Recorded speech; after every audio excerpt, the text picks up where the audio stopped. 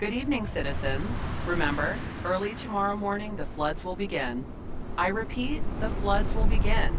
This is not a drill. I urge you all to get to some higher ground before early morning for your safety. You must be hasty, as the water waits for none. Good evening, citizens, and best of luck.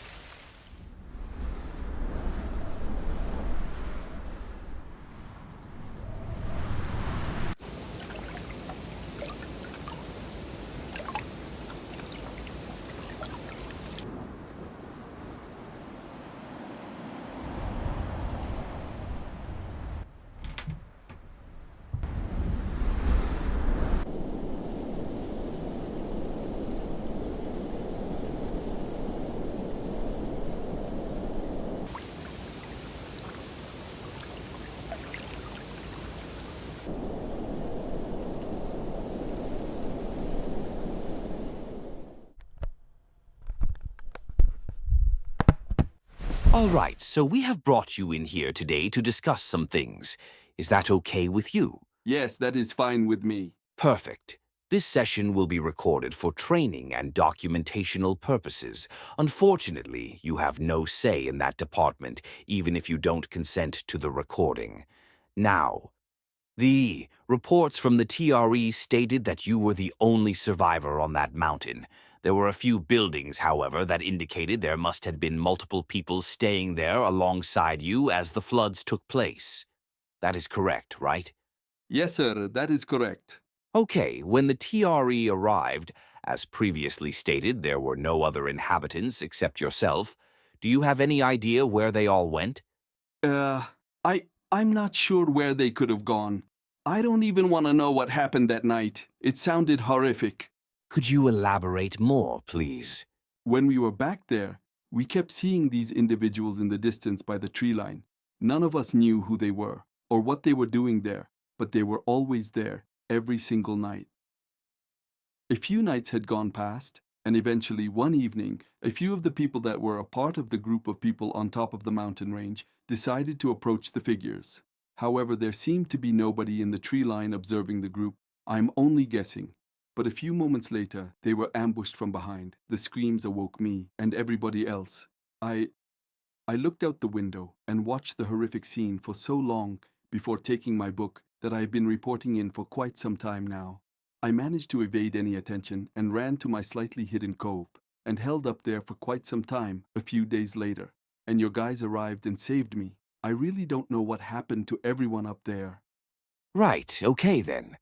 That seems like a lot, and I am deeply sorry for what happened. No, it's fine. So, those figures from the tree line, did you manage to get a good look at them? Or did you manage to see any details? No, negative, unfortunately. Well, they all seem to be wearing these darkened cloaks shielding their identity. They moved fast, like inhumanely quick. They were like a pack of wolves, but humans.